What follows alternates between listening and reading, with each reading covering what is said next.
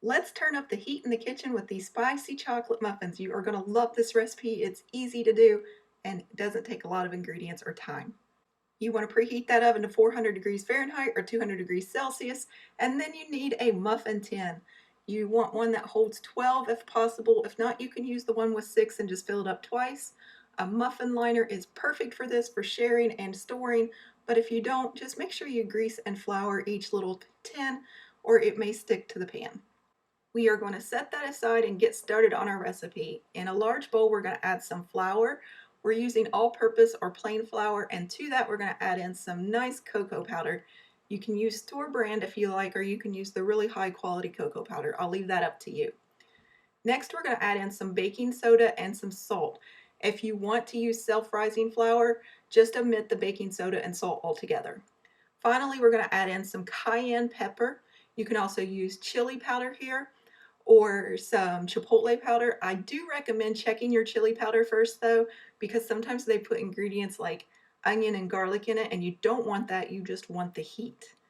So now we're going to add in some sugar. I'm using white sugar, but you can use brown sugar, you can use coconut sugar, any kind of sugar you like.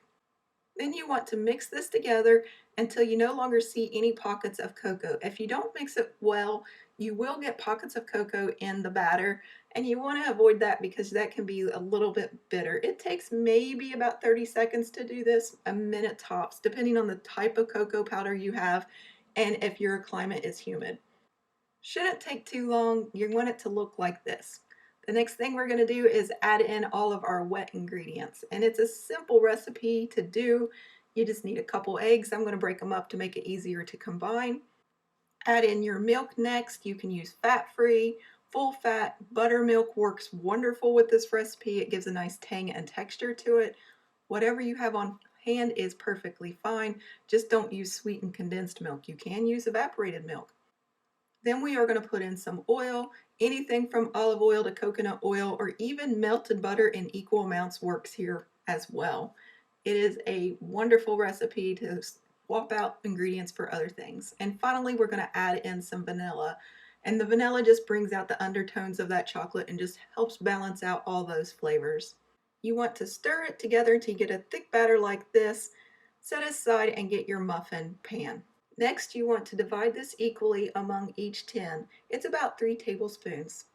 By dividing it evenly as best as you can, you'll get a nice bake to each muffin. If you make a mess, go ahead and wipe it up so you won't get any burnt bits as it's baking in the oven. You want to bake these anywhere between 16 to 20 minutes or until when you stick a toothpick in the middle, it comes out clean. Now you may see a couple crumbs clinging to it, that's perfectly fine. You just don't want it to be a wet batter. You want to let these cool for about 10 minutes before you eat them if you want to eat them warm. However, you can cool them completely and store them either in an airtight container up to a week, or you can store them in the freezer for about 3 months.